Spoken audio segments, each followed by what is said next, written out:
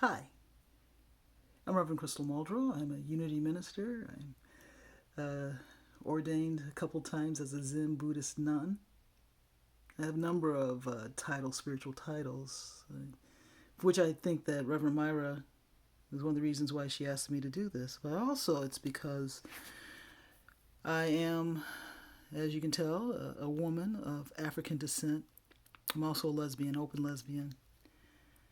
So I get a lot of different forms of prejudice and racism aimed at me.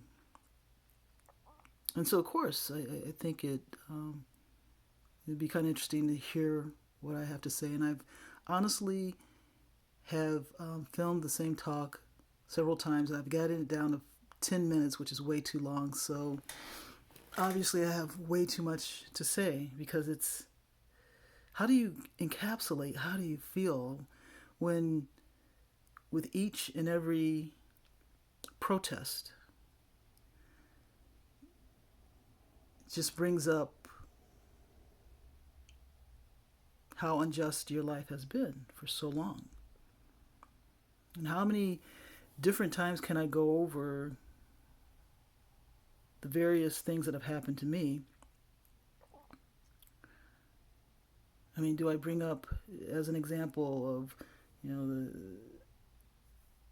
times I wasn't served at a restaurant? It was obvious that I wasn't even brought a menu yet. People behind me were have placed their orders and had their food. Or going into a department store and being watched, not asked by the people who work there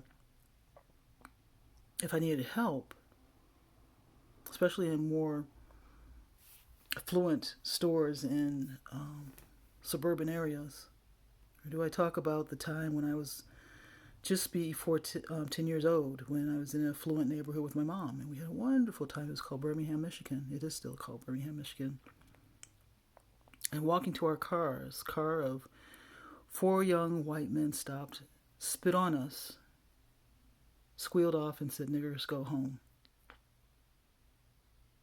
Or the times that I have been stopped by the police. It's taken all these protests to realize that every time I leave that, for something as simple as a brake light is out and they're just telling me that I thank God that I left there, that I survived that situation. No one's supposed to be stopped by the police and thank God that I survived the situation, that I got away unscathed. And yes, I've had the talk. That's a black thing. That's a part of survival. Is having the talk about if you're stopped by a police, what you do. Put your hands on the, whether you're walking or driving. If you're driving, put your hands on the steering wheel. Do what they say. Be obedient. Don't talk back. If you have to get something out of a bag, open up your bag. Don't rush. Explain what you're doing. I have my license is in my billfold. My billfold is in this bag. I'm going for my billfold. It's brown. Pull it out with your fingers on it, making really sure that they can't confuse anything.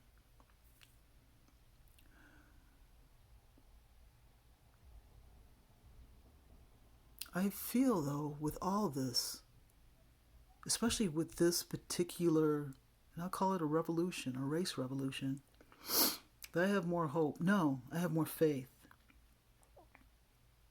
that things are changing because I'm seeing them change.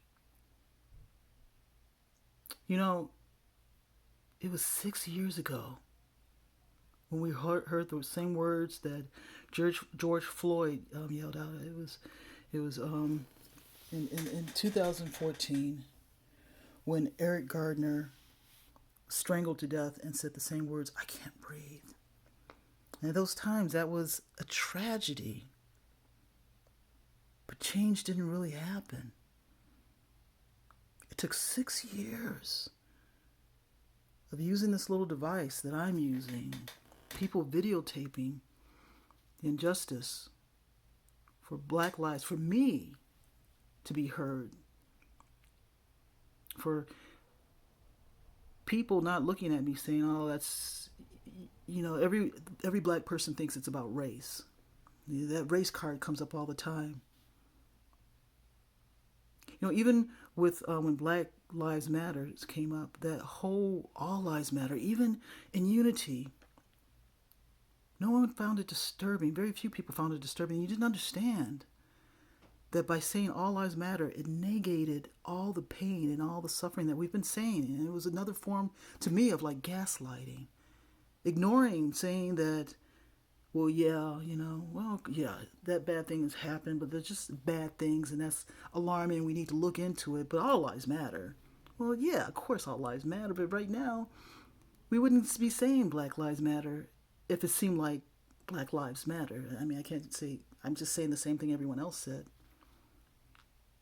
But obviously, our lives don't matter because people can get away with murder and not have anything done.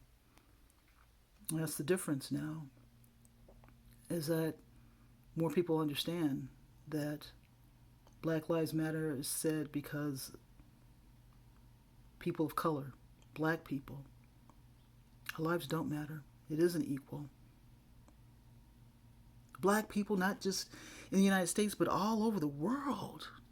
I was talking to a friend who was born in England. She was talking about her feelings about it. And I made the statement out of ignorance. It's like, yeah, I know that British people had a lot of similar prejudice, a lot of the same thing. And she said, no, we had exactly the same. That's why don't you get it? That's why we can identify. Being in England, we just fell short of not being scared that we're going to be murdered by a gun, because at that time, they didn't carry guns, but they'd be attacked by the Billy thing. This opens up a Pandora's box that I think actually people are starting to look and listen and saying that there's something more. This particular uprising is bringing about a peace simply because people are listening now to understand. That's why I have faith. I have faith in my lifetime that sweeping changes are going to happen. That at some point in time we will all appreciate what unity talks about, that God is everywhere present. And we'll appreciate the infinite ways, shapes, colors, forms that God manifests as all of us. And it isn't out of fear or trying to empower someone who looks different than us or comes from a different background. But it becomes an appreciation for the difference. Appreciation and being in awe of how beautiful as humans we all are, just in the difference. And that the difference is great. And that when we start really looking and engaging and not tolerating, but opening our eyes and our hearts and our minds and getting rid of the gook of the isms, well, then I have faith that all lives will matter because we won't have all the isms in its place. But until then, Black lives do matter. We won't even get into indigenous lives, indigenous American lives. When I say America, I mean the continent. I mean, at least we're going somewhere. But the indigenous Americans, they're still cast off in their reservations, some of the poorest of the people, and not heard at all. Racism is racism. At least we're being heard. I think that this movement and this revolution will open the doors for everyone, all black people, all people of color, to be seen and heard and understood, so peace can be for all of us.